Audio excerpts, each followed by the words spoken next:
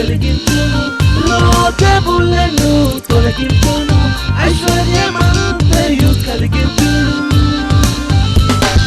విశ్వాసంతో సాధ్యమే, సమస్తం సాధ్యమే.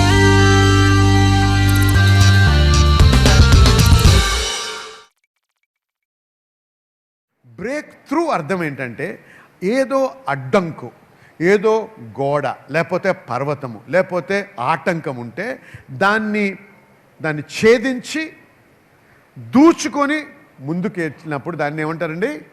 Break through. ఛేదించాలి అంటే ఆటంకం ఉంది, దాన్ని జయించాలి, దాన్ని కూలగొట్టాలి, దాన్ని నరకాలి. ఏదో ఇప్పుడు చూడండి, గొలియాత్ అడ్డుగా నిలబడితే వాడిని నరకాల్సి వచ్చింది. మరి ఎరుకో గోడలో అడ్డుగా నిలబడి వాడిని కూల్చగొట్టాల్సి వచ్చింది. మరి ఇలాగా ఏదైనా ఆటంకం ఉన్నప్పుడు దాన్ని ఛేదించి దాన్ని జయించి ముందుకెళ్ళిన దాన్ని ఏమంటామంటే బ్రేక్ త్రూ అంటాం. బ్రేక్ ఫోర్త్ అంటే ఆటంకం ఉండకపోవచ్చు, అడ్డు ఉండకపోవచ్చు, కానీ దేవుడే తన కృపను బట్టి, తన సమయాలను బట్టి ఆయన there are seasons and times. కొన్ని సమయములు, నిర్ణయ కాలములు ఉంటాయి. నిర్ణయ కాలములు, సమయాలు ఉంటాయి దేవునిలో. అవి బయలుపరచబడే వరకు, ఆ సమయం వచ్చే వరకు నిన్ను దేవుడు దాచిపెట్టి ఉంచుతాడు, కప్పి పెట్టి ఉంచుతాడు. సమయం వచ్చినప్పుడు నిన్ను అకస్మాత్తుగా లోకానికి ప్రత్యక్షపరుస్తాడు. హల్లెలూయా. ఆటంకం ఏమీ లేదండి అక్కడ, కానీ ఆ సమయం వచ్చినప్పుడు అకస్మాత్తుగా మిమ్మల్ని ప్రత్యక్షపరచబడ్డమే బ్రేక్ ఫోర్త్ అంటాం. అర్థమైంది కదా మీ అందరికీ? కాబట్టి బ్రేక్ ఫోర్త్కి బ్రేక్ త్రూకి ఇది వ్యత్యాసం. ముఖ్యంగా దేవుడు నాతో ఎప్పుడైతే బ్రేక్ ఫోర్త్ అని మాట్లాడాడో నేను విన్నానో ఈ అర్థమే దేవుడు నాకు తెలియపరిచాడు. కాబట్టి నా నమ్మకము, నా విశ్వాసము ఏంటంటే మనందరికీ కూడా ఈ సంవత్సరంలో ఒక బ్రేక్ ఫోర్త్ జరగనై ఉన్నది.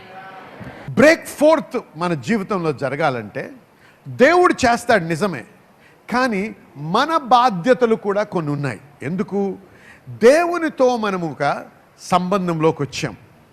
ఆ సంబంధాన్ని మనం ఏమంటాం? నిబంధన సంబంధం అని చెప్పండి అందరూ. నిబంధన సంబంధం. నిబంధన సంబంధం అని మనం బాగా ఖచ్చితంగా మన మనసులో, మన హృదయంలో ఎరిగి ఆ నిబంధన గురించి మర్చిపోకుండా మనం ఎప్పుడైతే జీవించి ప్రవర్తిస్తామో అప్పుడే మనము ఆ బ్రేక్ ఫోర్త్ అనేది అనుభవించగలం. ఉదాహరణకి చూడండి, దావీదు మహారాజు రాజు అవ్వకముందు మరి గొర్రెల్ని కాస్తా ఉన్నాడు. అయితే సమయం వచ్చినప్పుడు తండ్రి ఏమన్నాడు? మీ అన్నలు ఎవరైతే యుద్ధంలో ఉన్నారో వారి దగ్గరికి కొద్దిగా రొట్టె, తర్వాత చీజ్ తీసుకొని వెళ్ళమన్నాడు.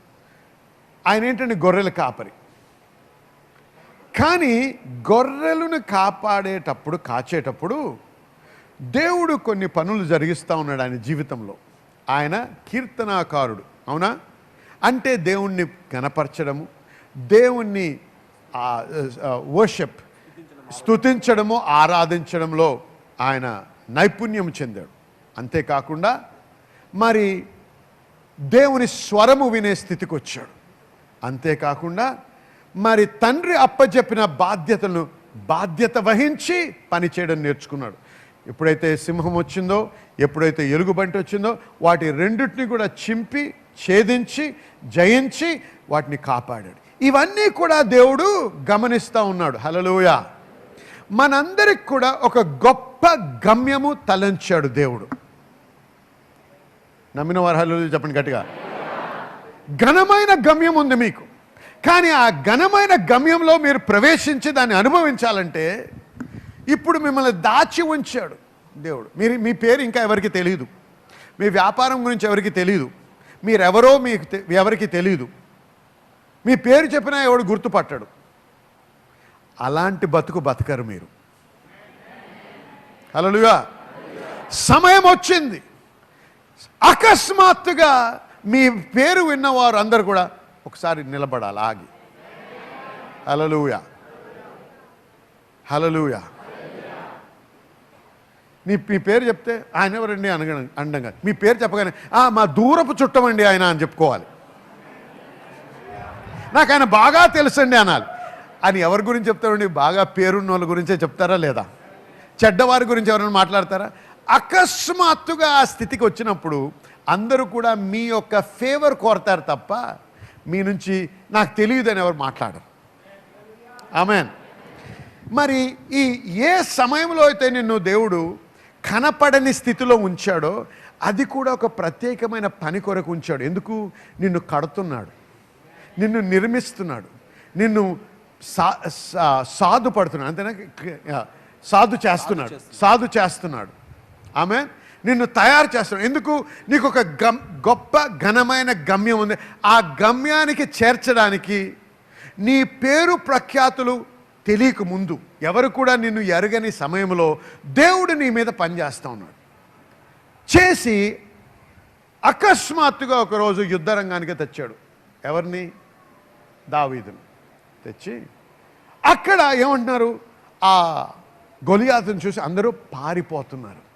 సౌలుతో పాటు అందరూ పారిపోతున్నారు, దాచుకుంటున్నారు. వాడి స్వరం వింటే గడగడ వణికిపోతున్నారు. ఆ సమయంలో ఈ దావీదు కుర్రవాడు, 17 సంవత్సరాల వయసు గలవాడు, నిలబడేమన్నాడు? సున్నతి లేని ఫిలిస్తీయుడు వాడు ఎంతటి వాడు అన్నాడు. ఆ మాటలండి నువ్వు ఆజానుభావం చూసి లేకపోతే ఆ ఫిలిస్తీయుడు వాడెవడు అనొచ్చు, కానీ ఏమన్నాడు? సున్నతి లేని ఈ ఫిలిస్తీయుడు ఎవడు అన్నాడు. అంటే ఏం గమనించారా మీరు? ఆ అడవిలో, ఆ అరణ్యములో, ఆ గొర్రెలతో ఉన్నప్పుడు ఆయన ఏం గమనించాడు తెలుసా? నాకు దేవునితో నిబంధన సంబంధం ఉంది. ఈ నిబంధన సంబంధం ఉంది కాబట్టే నాకు ఏది లోటైందో ఆయన నాకు అది అనుగ్రహిస్తాడు. సింహంని చీల్చడానికి కావాల్సిన బలము నా చేతుల్లో లేదు, కానీ ఈ లోటులో నాకు సహాయం చేసేవాడు యెహోవాయే నా సహాయము. ఆమేన్. కాబట్టి అది అనుభవించాడు. అందుకే అకస్మాత్తుగా వచ్చాడు. అనుకొని రాలేదు, ఏదో గొప్ప కార్యం జరిగించాలని రాలేదు, లేకపోతే అక్కడ సమస్య ఉంది ఆ సమస్యను తీర్చాలని రాలేదు. ఏదో వచ్చాడు తండ్రి మాట విని. చూసారా దేవుడు సమయాలను ఎలాగ నిర్ణయిస్తాడు మనిషి జీవితంలో? హల్లెలూయా. ఆ రోజు అతను చూసి ఈ సున్నతి లేని ఫిలిస్తీయుడు ఎవడు అన్నాడు. దేవుడి నామంని ఎదిరించడానికి వాడు ఎవడు? చూసా ఏం గమనిస్తున్నామంటే ఈ వ్యక్తికి, ఈ దావీదుకి ఆ నిబంధనలో ఉన్న బలమును ఎరిగి ఉన్నాడు. ఈరోజు చాలామంది క్రైస్తవులకి, దేవుణ్ణి నమ్మినటువంటి బిడ్డలకి ఈ సంబంధము గురించి సరి అయిన అవగాహన లేదు. అవగాహన లేనందుకు వారు ఆ యొక్క ప్రత్యేకమైనటువంటి ఆ దేవుని దీవెన, ఆశీర్వాదం అనుభవించలేని స్థితిలో ఉన్నారు. అనేక మంది జీవితాలు, దేవుని నమ్ముకున్న బిడ్డల జీవితాలు చూసినట్టయితే ఏం గమనిస్తామో తెలుసా? వారి ప్రార్థన జీవితం చూసినా, వారు దేవునితో ఉన్న సంబంధాన్ని గమనించిన ఏం గమనిస్తామంటే ప్రతీదీ బిచ్చం అడిగినట్టు ప్రార్థన చేయడము, బిచ్చగాళ్ళ వలె ప్రవర్తించడం గమనిస్తూ ఉంటాం. ఎందుకంటే ఏదో రకంగా మతం ఏమి నేర్పించిందంటే ఏది కావాలన్నా ఏడ్చి విలపించి ప్రార్థన చేయండి అంది. ఆగండి. మీ కుమారులు ఉన్నారు, పిల్లలు ఉన్నటువంటి కుమార్తెలు ఉండొచ్చు, కుమారులు. ఎవరైనా మీ కుమారులు కానీ కుమార్తెలు కానీ వచ్చి మిమ్మల్ని బిచ్చం అడిగినట్టు అడిగితే మీకు సంతోషంగా ఉంటుందా? తల్లిదండ్రులుగా ఉండదు. ఎందుకు? వారికి హక్కు ఉంది.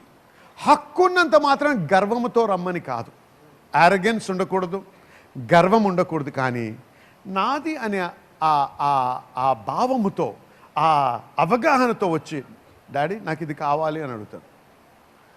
మోకాళ్ళ మీద పడిపోయి ఏడ్చేసి దొర్లి నాకు ఇయ్యాలి నువ్వు అని బతిమలాడడం కాదు. అది బిచ్చం అడుక్కునే స్థితి. అంటే వారికి సరి అయినటువంటి అవగాహన లేదు. గమనించండి, మనం ఒక్కోసారి కారులో వెళ్తూ రెడ్ లైట్ పడ్డప్పుడు ఆగుతాం. ఆగినప్పుడు ఎవరు వస్తారు? బిచ్చగాళ్ళు వస్తారు మన దగ్గర. అప్పుడు దాకా వాళ్ళు మాట్లాడుకుంటారు, నవ్వుకుంటూ ఉంటారు.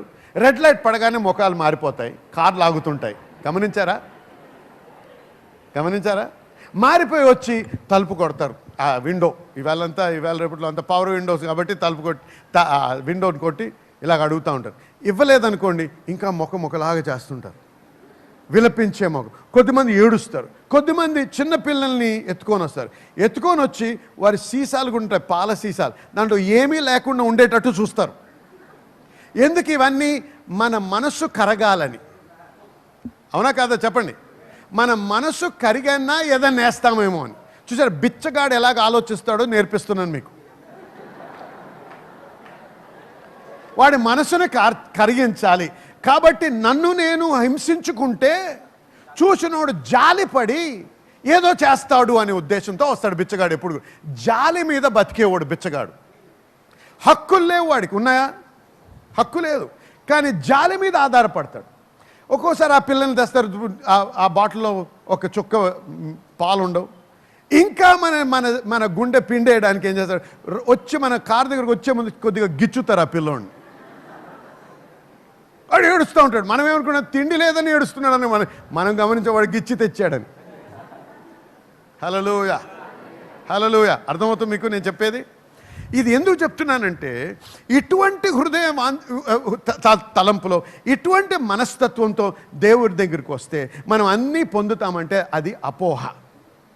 మనము దేవుడు నిన్ను రక్షించి బిచ్చగాడిగా తయారు చేయలేదు. నీవు నన్ను అంగీకరించినట్టయితే నీవు నా కుమారుడు అగుటకు అధికారం అనుగ్రహిస్తాను అన్నాడు దేవుడు. హల్లెలూయా, హల్లెలూయా. కుమారుడిని అని మర్చిపోకుండా ఉండాలి. ఆ రోజు దావీదు గొలియాత్ని ఓడించడానికి కారణము నిబంధన. అంతే తప్ప ఆయన తెలివి కాదు, ఆయన జ్ఞానము కాదు, యుద్ధంలో ఉన్నట్టు ఎక్స్పీరియన్స్ కాదు, ఏది కూడా కాదు. దేవుని యొక్క నిబంధనలో ఉన్న శక్తిని ఆయన అనుభవించాడు. గమనించండి, అపోస్తుల కార్యము 3వ అధ్యాయంలో చూసినట్టయితే పుట్టుకతోనే కుంటిగా ఉన్నటువంటి ఒక బిచ్చగాడు మరి ఆ బ్యూటిఫుల్ అనే గేట్, శృంగారం అనేటువంటి ద్వారము దగ్గర ప్రతిరోజు తెచ్చి కూర్చోబెడితే వాడు ప్రతిరోజు భిక్షం అడుక్కుంటూ ఉండేవాడు. ఆ రోజు గమనించండి, ఈ వ్యక్తి ఎవరో? ఈ వ్యక్తి యూదుడే. యూదుడంటే అబ్రహాము సంతానం. అబ్రహాము సంతానం అంటే నిబంధన కలిగిన వాడు. కానీ ఎక్కడున్నాడండి? ఆలయంలో లేడు, ఆలయం వెలుపల ఉన్నాడు. గమనిస్తున్నా, అనేక మంది ఆలయం వెలుపలుండి భిక్షం అడుక్కుంటా ఉన్నారు. ఆ సమయంలో పేతురు యోహాను వచ్చారు. వచ్చేమన్నా, వెండి బంగారములు మా దగ్గర లేవు, కానీ silver and gold have I none, but such as I have give I unto thee. వెండి బంగారం మా యొద్ద లేవు, కానీ నా యొద్ద ఉన్నదే మీకు ఇచ్చుచున్నాను. నా యొద్ద ఉన్నదే మీకు ఇచ్చుచున్నా. చూడండి, వాడు యూదుడే, పేతురు యూదుడే, కానీ పేతురుకున్న అవగాహన ఆ భిక్షగానికి ఉన్న అవగాహన గమనించండి. వీడి అవగాహన దేవునితో ఉన్న సంబంధంలో, నేను భిక్షగాడిని, నేను ఎలాగైనా సరే జాలి మీద బతకాలి, మనుషుల జాలి మీద జీవించాలి, దేవుడు నాకు ఏమీ సాయం చేయట్లేదు. చూసారా, దేవుడు నన్ను పుట్టడమే కుంటివాడిగా పుట్టించాడు, నాకు ఇంకా ఫ్యూచర్ లేదు, నాకు ఇంకా భవిష్యత్తు లేదు, భిక్షం అనుకోవడమే నా భవిష్యత్తు అనుకొని ఈ వ్యక్తి ఆ శృంగారం అనే ద్వారం ముందు వేచి ఉన్నాడు. పేతురు వచ్చేమన్నాడు, నా దగ్గర వెండి బంగారం లేవు, కానీ నాలో నా యొద్ద ఉన్నదే. ఏముందండి పేతురు దగ్గర? యేసు క్రీస్తు అనే నామం. యేసు క్రీస్తు అంటే అర్థం ఏంటి తెలుసా? అభిషిక్తుడు, అభిషేకం కలిగిన వాడు. The anointed one and his anointing, Jesus Christ అంటే. అయితే నేను ఇస్తున్నాను అని చెప్పి ఏమన్నాడు? రైజ్ అప్ అండ్ వాక్ అన్నాడు. లేచి నడువమని చెప్పాను. హల్లెలూయా, లేచి నడువు అన్నాడు. చూడండి ఎంత అధికారముతో పేతురు మాట్లాడుతున్నాడో. ఎందుకు? ఆయనకి దేవునితో ఉన్న నిబంధన సంబంధం ఆయన ఎరిగి ఉన్నాడు కాబట్టి. గమనించండి, everything rises and falls on relationships. మీ భవిష్యత్తు మీరు దేవునితో ఉన్న సంబంధం మీద ఆధారపడి ఉంది. హల్లెలూయా.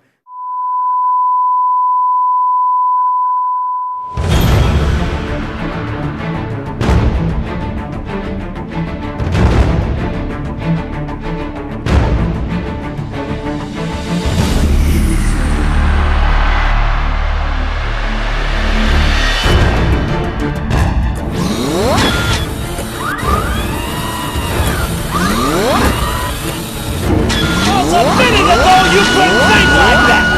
We're not going to let the devil hold our money, hold our property, hold our jobs, hold our businesses, hold our children, hold our whatever he's trying to hold. He is not holding it past tonight. Tonight is the shift.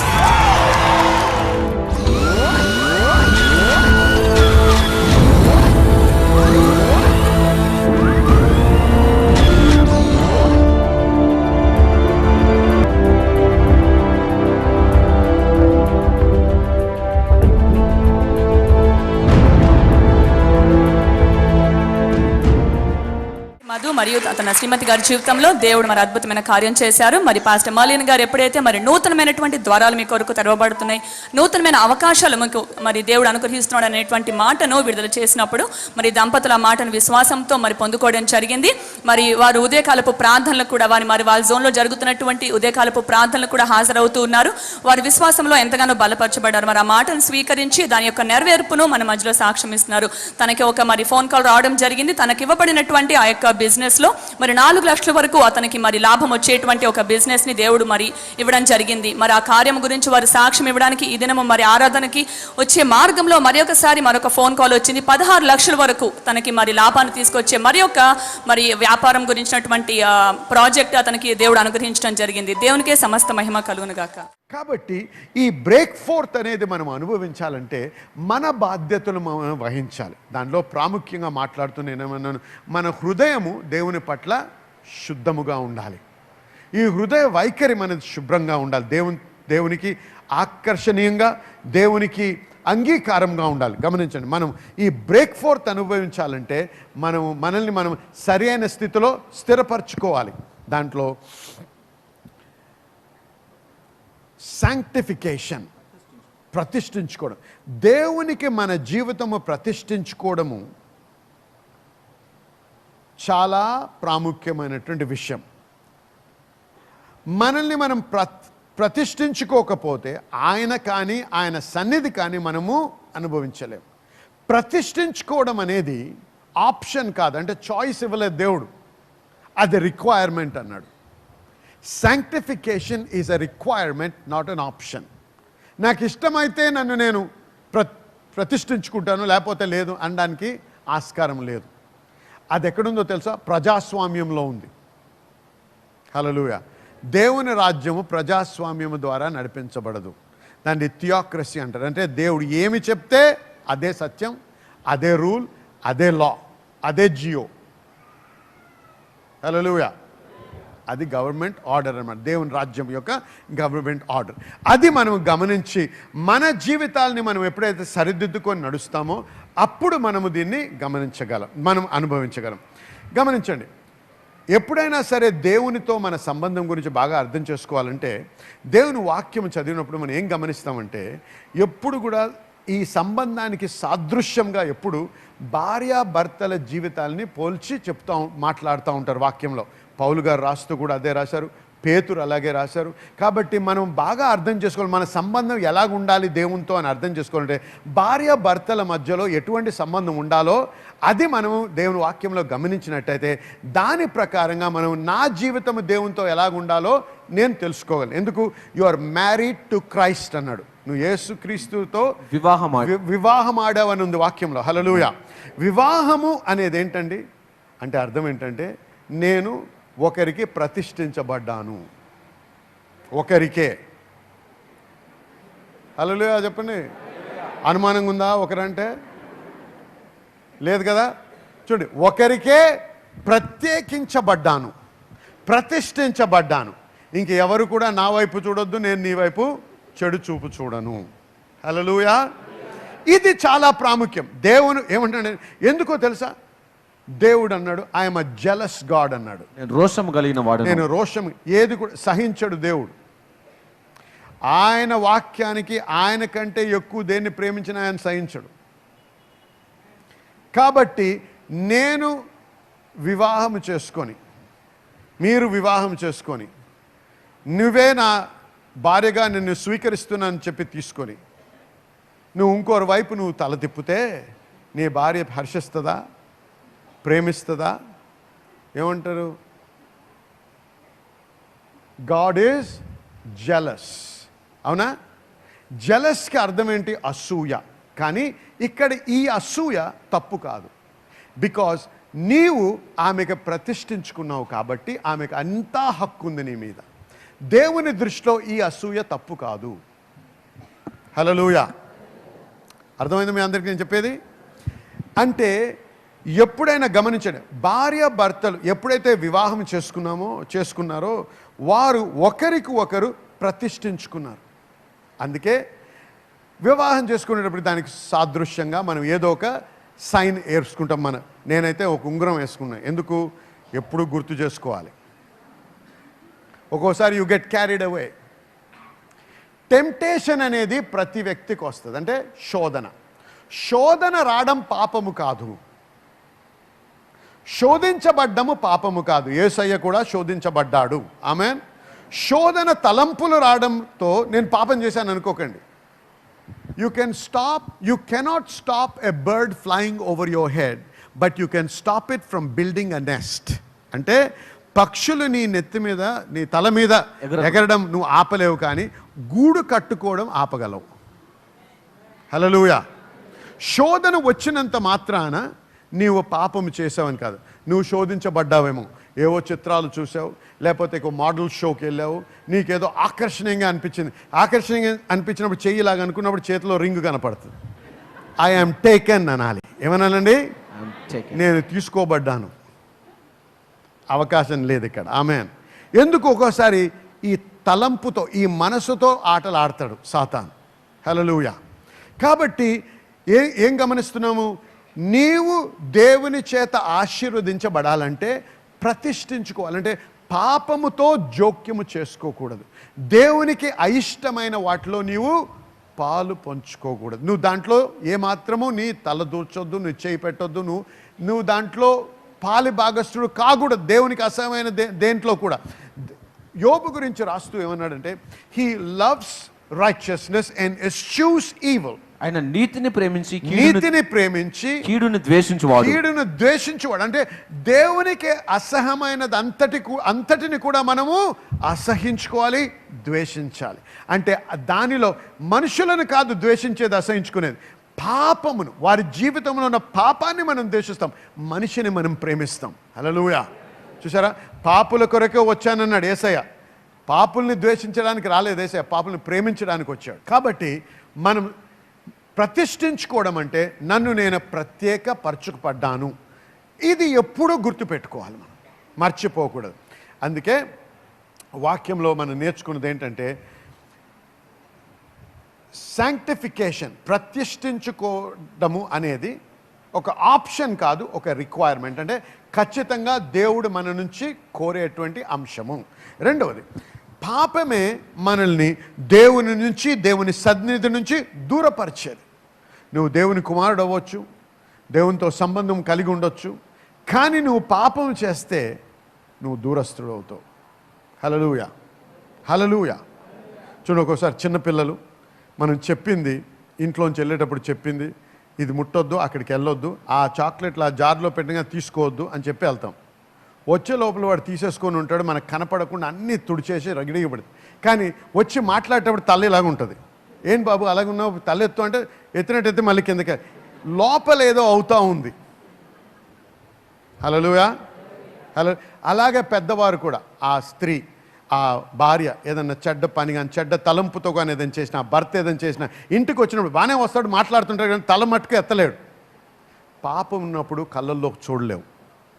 చూసారా? ఎందుకు? నెపము, guilt, అంటే దోషారోపణ జరుగుతుంది లోపల. అందుకే ఆ దోషారోపణ ఉన్నప్పుడు ఈ పాపం ఏం చేస్తుంది? మనల్ని దేవుని నుంచి, ఆయన యొక్క సన్నిధి నుంచి మనల్ని దూరపరుస్తాం. అందుకే పాపంతో మనం జోక్యం చేసుకోవడం. అందుకే మనల్ని మనం గుర్తు చేసుకోవాలి, నేను ప్రతిష్ఠించబడ్డాను దేవునికి. సంసోను ఎంతగానో ఆశీర్వదించబడ్డాడు, అభిషేకించబడ్డాడు. కానీ ఏమైందండి? ఆయన పాపమును బట్టి దేవుని యొక్క ఆ యొక్క అభిషేకం నుంచి దూరస్తుడయ్యాడు. అలాగే ఇశ్రాయేలు జనాంగం కూడా మరి మొదటి సమూయేలు 4వ అధ్యాయంలో గమనించినట్టయితే పాపము గురించే వారు ఓడిపోయి దేవుని యొక్క మహిమను వారు కోల్పోయారు. అందుకే యేసయ్య వచ్చినప్పుడు ప్రసంగిస్తూ వాక్యమును ప్రకటిస్తూ ఏమన్నాడు? దేవుని రాజ్యము సమీపంలో ఉంది, మారు మనస్సు పొంది మరి సువార్తను నమ్ముడి అన్నాడు అని బోధించడం మొదలుపెట్టాడు. కాబట్టి మారు మనస్సు ద్వారా, సువార్త నమ్ముట ద్వారానే మనము దేవుని రాజ్యంలో ప్రవేశించగలము, దేవుని యొక్క సంబంధంలోకి మనము రాగలము. కాబట్టి మారు మనసు పొందుట అంటే హృదయం మారడము, మనసు కూడా మారాలి. రెండో అంశం, ప్రతిష్ఠించబడ్డమే కాకుండా రెండో అంశం ఏంటంటే అభిషేకము. అభిషేకం అంటే ఏంటంటే దేవుని యొక్క శక్తి చేత నింపబడి మనము మానవునికి అతీతమైనటువంటి మహత్కార్యములు, దేవుడు లేకుండా చేయలేనటువంటి కార్యాలు చేయడానికి కావాల్సిన శక్తితో నింపబడడమే అభిషేకం అంటే. హల్లెలూయా. దేవుని ఆత్మ చేత, దేవుని శక్తి చేత, దేవుని యొక్క బలము చేత నింపబడ్డాం. సంసోను ఆ దేవుని బలముతో సింహమును చీల్చాడు. అలాగే మరి దావీదు దేవుని యొక్క అభిషేకముతో సింహమును గుడ్డెలుగును చింపి మరి గొలియాత్ని కూలగొట్టాడు. ఆమెన్, నరికగలిగాడు. ఇవన్నీ కూడా ఏంటి? సహజముగా మానవునికి సాధ్యము కానటువంటి సాధించడానికి, ఆ రకమైన జయకరమైన జీవితం జీవించడానికి అనుగ్రహించే శక్తి, దేవుడు అనుగ్రహించే శక్తిని మనం ఏమంటున్నాము? అభిషేకము అంటాం. అందుకే జెకర్యా 4:6-7 చదివినట్టయితే ఏమన్నది? శక్తి చేత కాదు, బలము చేత కాదు, ఇది నా ఆత్మ చేతనే ఇది జరుగును. నువ్వు పర్వతమా, నువ్వు ఎంతటి దానవు జెరుబ్బెబెల్ ఎదురు అని ఉంది. అంటే ఏమన్నాడు? జెరుబ్బెబెల్ ఎవరు ఇక్కడ? ఆత్మ చేత నింపబడి అభిషేకించబడిన వాడు. హల్లెలూయా. కాబట్టి ఏమన్నాడు? జెరుబ్బెబెలు ముందు నువ్వు ఎంతటి వాడవు, నువ్వు ఎంతటి దాని పర్వతమా, mountain you will be leveled. అంటే పర్వతమా నువ్వు సమమవుదు. హల్లెలూయా. కాబట్టి అభిషేకించబడ్డ వ్యక్తికి అడ్డుగా పర్వతం నిలబడితే ఆ పర్వతము అభిషేకము ద్వారా సమము చేయబడుతుంది. అడ్డుగా గోడ నిలబడితే కూల్చబడుతుంది. అడ్డుగా యోధుడు ఫిలిస్తీయుడు నిలబడితే వాడు నరకబడతాడు. హల్లెలూయా. అలాగే తుఫాన్ వస్తే తుఫాన్ని పీస్ అన్నాడు దేవుడు, నిమ్మలమవుద్ది. హల్లెలూయా. కాబట్టి ఏది కూడా అభిషేకాన్ని ఎదిరించలేదు. కాబట్టి ఏమన్నా మనకి ఏం కావాలండి? మనకి అభిషేకం, దేవుని యొక్క అభిషేకము లేకుండా మనం ఎదుర్కొనే సమస్యలేంటి, అడ్డంకులేని మనము జయించలేం. గమనించండి. అందుకే అపోస్తలుల కార్యం 10:38 ఏముంది అంటే, how God anointed Jesus of Nazareth, who went about doing good and healing all that were oppressed. నజరేయుడైన యేసుక్రీస్తును దేవుడు అభిషేకించెను. నజరేయుడైన యేసుక్రీస్తుని దేవుడు అభిషేకించెను. ఆయన మేలు చేయుచు సమస్త వ్యాధిగ్రస్తులను స్వస్థపరచుచు సంచరించుచుండెను. చూసారా? అంటే దేని వలనండి? దేవుడు యేసయ్యను ఏం చేశాడు? అభిషేకించాడు. అభిషేకము ద్వారా ప్రతి విధమైనటువంటి సాతాను క్రియను ఆయన ఛేదించి, ప్రతి విధమైనటువంటి అనారోగ్యమును స్వస్థపరుస్తూ, ప్రతి విధమైన దుష్టుని క్రియల్ని లయపరుస్తూ, మరి సాతాన్ని వెళ్ళగొడుతూ, మనుషులకి మేలు చేస్తూ ముందుకెళ్ళాడు. ఇవన్నీ చేయడానికి ఏం కావాలండి? మీలో అనేక మంది మాకు ఉత్తరాలు రాస్తున్నారు, మరి ఫోన్ కాల్స్ కూడా చేసి చెప్తున్న విషయం ఏంటంటే మీరు ఎంతో ఆశీర్వదించబడుతున్నారని. ఇది మాకు ఎంతో సంతోషాన్ని కలిగిస్తుంది, మాకు ఎంతో ప్రోత్సాహాన్ని కలిగిస్తుంది. దయచేసి అలాగే మీరు వ్రాస్తూ తెలియపరుస్తూ ఉండండి. మరి మీకు ఇది ఆశీర్వాదకరంగా ఉంటే మరి మీరు మాతో పాటు భాగస్వాములై ఇంకా అనేక మందికి ఈ వాక్యం ప్రకటించడానికి సహాయపడమని మిమ్మల్ని ప్రోత్సహిస్తున్నాం కూడా. ఎందుకంటే వాక్యంలో ఖచ్చితంగా ఒక ఆశీర్వాదం గురించి వ్రాయబడింది. ఎప్పుడైతే మనం దేవుని యొక్క రాజ్యంలో విత్తనం విత్తుతామో ఆ విత్తనానికి 100 ఫలం దేవుడు మనకు అనుగ్రహిస్తారని. ఎప్పుడైతే మన రాజ్య విస్తరణ కొరకు మనం పనిచేస్తామో, దేవుని యొక్క రాజ్యం విస్తరించాలని చెప్పి మనం విత్తనం నాటుతామో, ఆ విత్తనాన్ని బట్టి దేవుడు మనల్ని ఎంతగానో అన్ని విషయాల్లో, మన కుటుంబ జీవితంలో, మన ఆర్థిక విషయాల్లో, అన్ని విషయాల్లో కూడా దేవుడు మనల్ని దీవిస్తాడు. కాబట్టి ఈ యొక్క ప్రసారము మిమ్మల్ని ఆశీర్వదించుతున్నట్టయితే, ఈ వాక్యం వల్ల మీరు బలపడుతున్నట్టయితే, మీ వలె అనేకులు ఆశీర్వదించబడాలని మీకు ఆశ ఉండి మరి దేవుని యొక్క రాజ్యం బాగా కట్టాలని మిమ్మల్ని మనవి చేస్తుంది ఏంటంటే, మాతో పాటు మీరు భాగస్వాములు ఉండి మనము కలిసి దేవుని రాజ్యం బహుబలముగా కడుతూ విస్తరించడానికి మనము ప్రయాసపడదాం. దేవుడు మిమ్మల్ని దీవించుగాక.